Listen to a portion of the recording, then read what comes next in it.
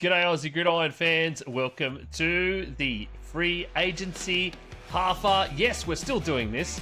It is the week after the official free agency period started. There are some small amounts of moves happening, and we've had a sensational trade. This week, I've got Brad and Isaac for free agency halfer.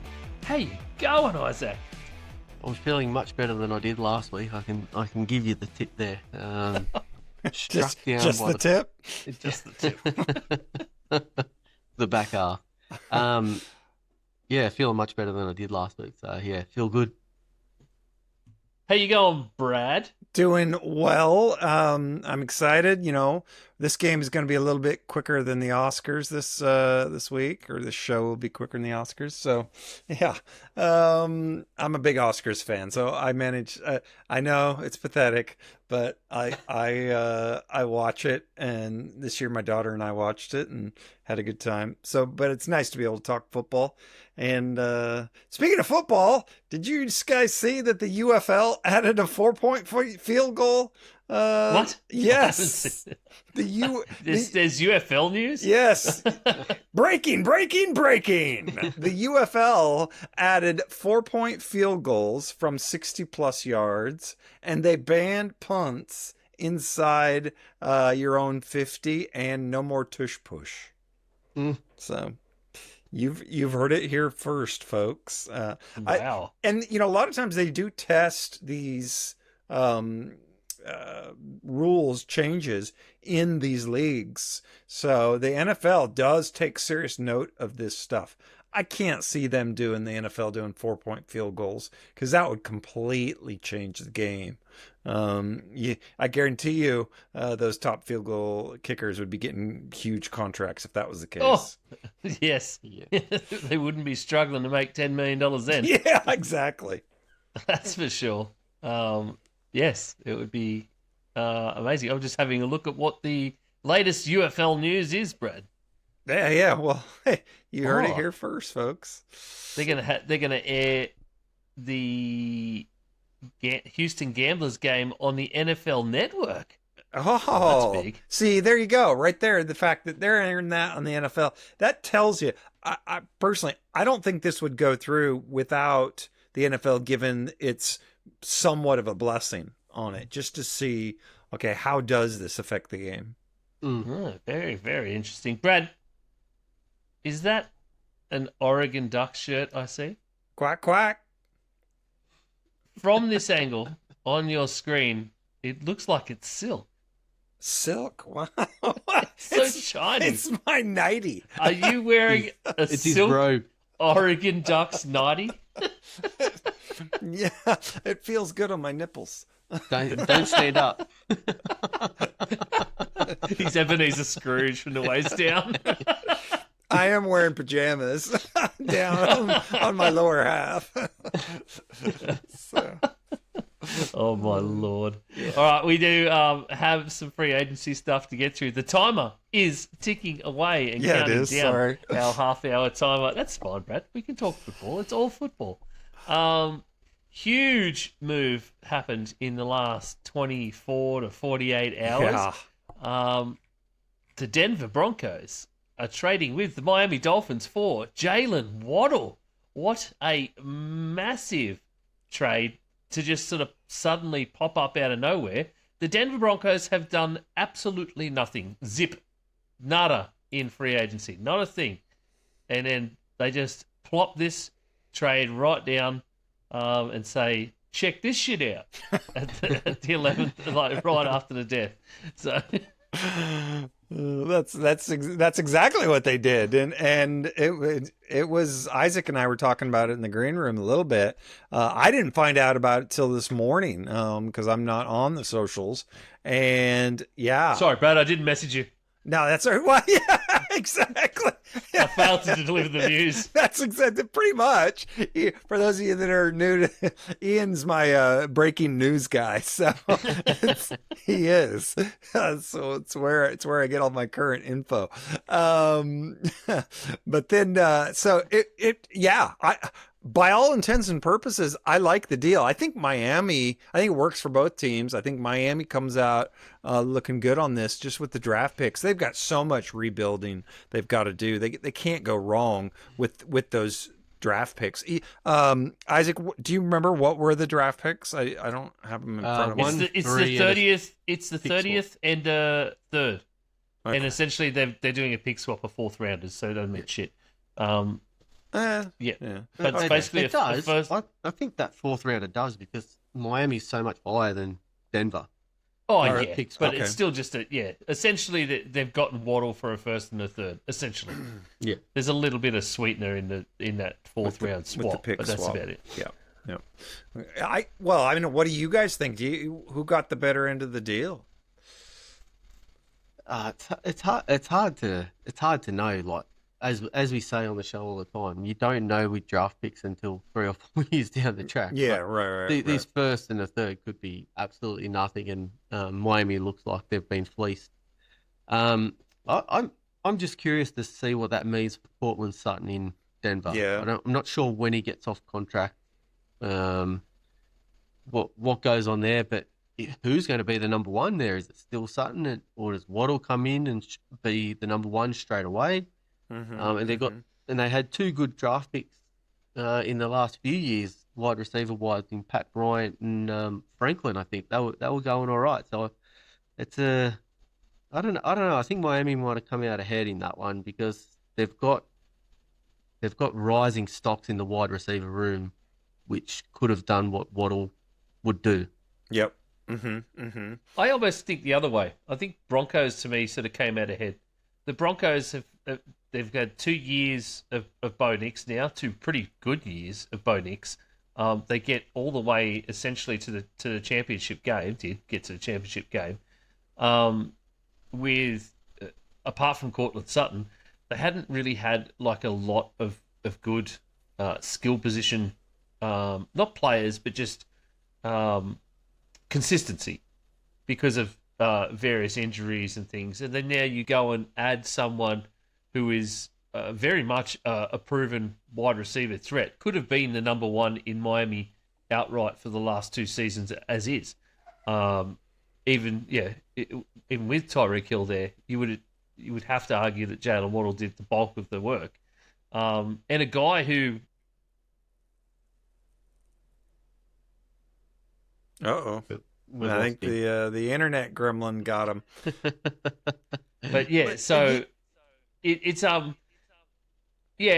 look, I think the Broncos almost come out ahead because you've got such a good. They obviously believe in their team enough that they didn't have to do free agency, and then now they just go and trade for that one massive piece and give Bo Nix. I think he will be the outright number one. But I think he's still pairing with Cortland Sutton, and that's a great 1-2 punch. I think from 1 to 4 or 1 to 3, I think they're good. They're deep. You could make the argument, depending on how you want to look at it, that they've got like if you say, because some people say Waddle's not a true number one, whatever. Even if you said he's a number 2, you've got a 2A, a 2B, and a 2C, or with Marvin Mims in there between Waddle, Sutton, and Mims. You got Williams coming out of the backfield. That is a fast receiving core, and they needed it though, because I was just looking at the stats. They ranked 23rd in explosive pass plays last season, and so Waddle, one of his specialties is going over the middle. He's not afraid to do that, and that's going to open up the sides for Sutton, for Mims. So I think everybody benefits in this, and I think both of you guys are right. I think Miami benefits in the long term, and then Denver's obviously trying to do everything they can now while they've got Bo Nix on that rookie quarterback contract. So they're making their run for it. But yeah, I like it all around. It's going to make things interesting. Who isn't a winner here? Malik Willis. Malik Willis. That 3-year, $67 million contract. Oh yeah, we're going to come in and we've got Jalen Waddle, and we can hand off to Achan and all good. And now he's going in with Malik Washington, Jalen Tolbert, and Tutu Atwell. Jeez. And you would have to think that there is a very high possibility that they move on from Devon Achan at some point as well. I would. I don't know what you could get for him, but if he's gonna, if he does any semblance of like, oh, I'm gonna hold out for more money, no, just get rid of him because you're not gonna win with him. He's not gonna be the difference maker. It's Yeah, just it's yeah. Go. Sorry, mate. Yeah, I just think they're going all in for that Ohio State wide receiver there. They're clearing the decks to bring him in next year in the draft. Jeremiah Smith, I think his name is. Okay, yep. Yeah, apparently he's from Miami, so he wants to play for the Dolphins. I think they're just going to take a bad year, and then they'll try and trade for him, who, from all reports, is a generational talent at wide receiver. So I think they're just going to be bad for a year and then come in for Jeremiah Smith. It's going to be interesting to see what Waddle does with an actual quarterback, though, because the last couple of years he's had Tua thrown to him or a backup. Like, he hasn't really had that superstar level quarterback to throw him the ball. So to see what pump the brakes a little bit on Bo Nix. I wouldn't. Well, call sorry, him yeah, I was going to say Bo Nix is not a superstar yet, but just to see someone who's consistently on the field throwing him the ball the same way, it's going to be interesting to see what he's like as a wide receiver 1 or a 1B. Yeah. It confuses the shit out of me why Miami spent that money on Malik Willis when they could have just run it back with Quinn Ewers, to be honest, if this is what you were going to do. Yeah, right. True. Unless, to Isaac's point, you're thinking, okay, he actually can develop and he's going to be our bridge quarterback for the next 3-4 years. Yeah, quite possibly. A couple of other major signings since we last did our half last Thursday. Wyatt Teller to the Houston Texans, 2 years, $16 million. Another big addition to the O-line in Houston. I like this. I like this because the dude is a run mauler. He is really. He only gave up 2 sacks over the last 2 seasons. That's exactly what you want for an offensive lineman. And he's what, top 10 guard when it comes to against the run. And Houston was decimated by their O-line was decimated by injuries last year. So they're doing everything they can to solidify that line, and deservedly so. They've actually signed that he is now the 3rd player that has spent a lot of time specifically at guard that they have signed. Wow. Okay. So that was quite interesting when I saw when I saw it come up the other day and it was said guard and I was like, didn't they already get a guard? And then I had a look and it was actually they'd already gotten 2. Well, they were center and a guard, but yeah. So there's 2 other guys. Christian Kirk to the 49ers on a 1-year deal. There's still all this uncertainty around Ayuk. Like, what the hell is happening there? That's just 49ers are going completely dark on Brandon Ayuk and just what the situation. And what's happening. I thought we would have seen maybe something about that during this free agency period, but to go along with the Mike Evans pickup earlier in the week, now they get Christian Kirk as well, which I think it's pretty good for depth. So that a team that struggled for wide receivers last year now has 4 to 5 very decent options.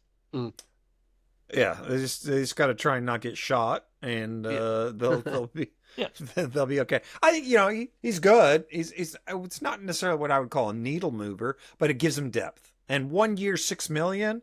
That's when the average. I mean, definitely he's not anywhere near sniffing top 10 receiver. But when you consider the top 10 average salary is $25 million, if you're getting a productive dude at 1 year, $6 million, take it.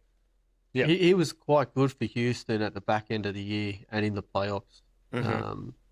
Christian Kirk, so he was quite a good target for CJ Stroud there. So I think it's a good pickup for the 49ers.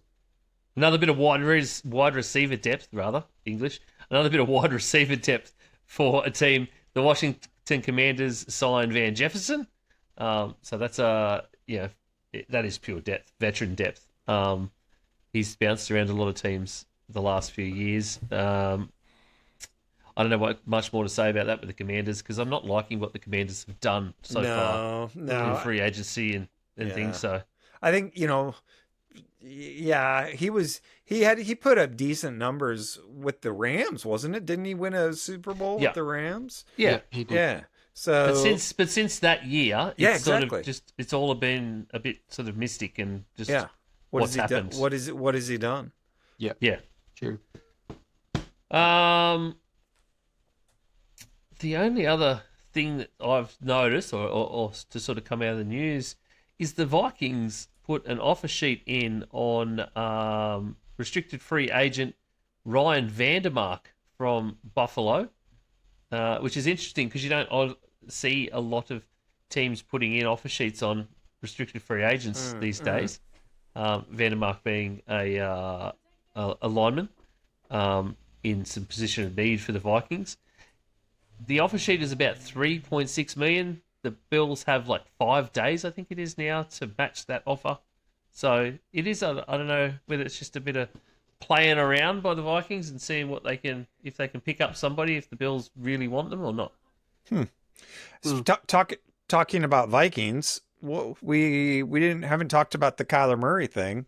Didn't we? I thought we talked enough about it, Brad. Well, we never. It wasn't official. We talked about him. What was going to happen. We thought what was going to happen, but we didn't. Not since he's been signed. Are you? Because you got your ear to the ground, finger on the pulse, so to speak, Ian, in terms of the Viking community. Is that? Are they happy with it? Yeah. There's a lot of. There's not really. I guess it's not happy, but not like totally upset about it in a way. There's a lot of people that still question it. There is a lot of memes about the height thing, which dusts me in so much when it just goes on too long. But some people are saying it's a dumb move, and then others are saying, well, this is for what you're getting him for at $1.3 million. Yeah. Like it's a ridiculously good move, and it's all upside, which is what I've said. So. I don't know. Vikings fans are very up and down on everything the Vikings do lately, and I don't think a lot of them have noticed the small bits that have been happening. Yeah, I mean the fact that the guy's only 28 years old, the Vikings are like what you said, Arizona's paying the majority of his contract, almost like 98% of his contract, something like that.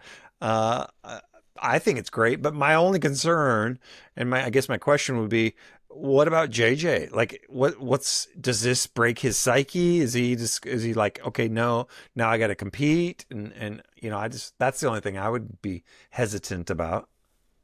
I just think he's known for a while that I think everyone knew that Kyler's going to the Vikings, and it's now a competition for QB1. Yeah, I think he's known that for a while, so.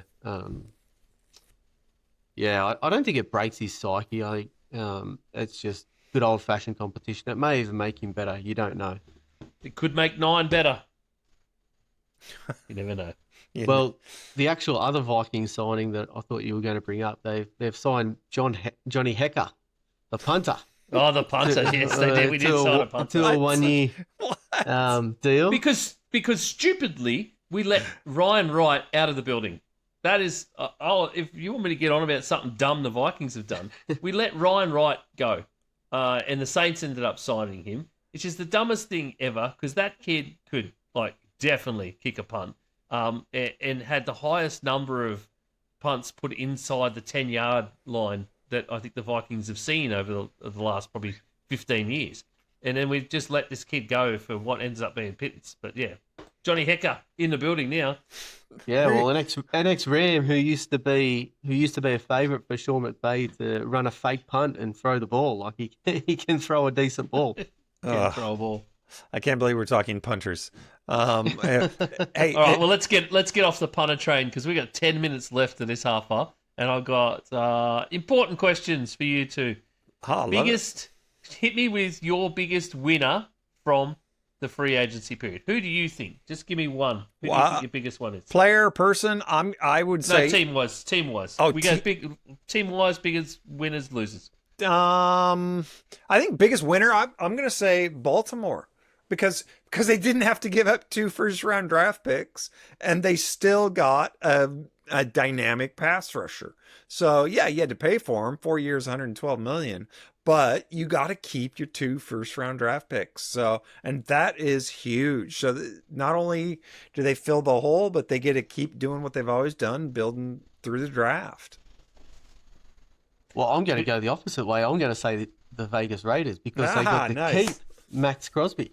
And Okay. they went out and they spent all their money. They go out and they spend it on Linderbaum. Is going to be amazing for Mendoza when he comes in. But, Yeah. So they've shored up the offensive line, which is only going to help Mendoza, Genty, Bowers, and that offense have some time to click and get in there. Plus, they keep one of the best defensive edges in the game. So, yeah, I'm going with the Raiders. Nice. Followed closely by the Titans. I like what the Titans have done too. Oh, interesting. My biggest winner, I think there was a couple of times. I love your Raiders one. I thought the Raiders were as well. Just the fact, exactly what you said at the top. They get to keep Max Crosby after making all those moves. The other one at the top for me was actually the Chiefs.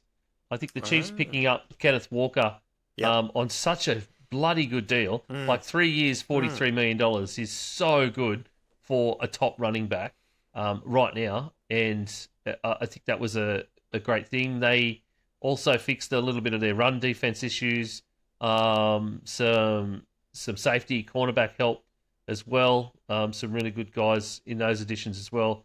And then a bit of depth at wide receiver at 2, which is something that they desperately need. I think we're going to be asking this season too, who's the actual number one at the Chiefs, but they get Tyquan Thornton on a 2-year deal. And then, of course, Travis Kelce comes back too. Oh, the other one too, Amari DiMercato. Remember that name from last season? Arizona Cardinals. Yeah. Dropped the ball over the line. So Nice. he's on the Chiefs now as well.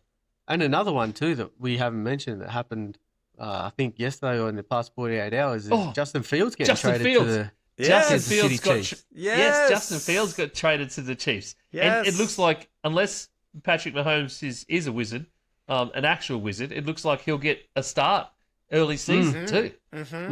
Interesting to see what he does on Andy Reid. It's going to be. I think it's going to be the world of difference for that kid to have proper quarterback coaching and a good offensive coach. It didn't really help Gardner Minshew though. No offense to Gardner, I know. Well, it did. He signed with another team, didn't he? He signed with Arizona. He's with Arizona. So, but I thought Gardner played better when he was with Jacksonville than he did with the Chiefs. But whatever. Oh, he did. But he didn't really get that much of a start with the Chiefs either. Yeah. I hate the term, but biggest losers. Yeah. Brad, there's got to be another term for biggest instead of loser. Yeah. I don't Biggest like disappointment. I would say, to be honest, I just mentioned him. I would say Jacksonville. I think they lose ETN. They lose linebacker. Well, something else we found out this week too, Brad. It's not ETN. What is it? What is it? I'm going to have to find that clip for you. Okay. The correct way to say Travis's name, we found out from Travis, is actually HN. What?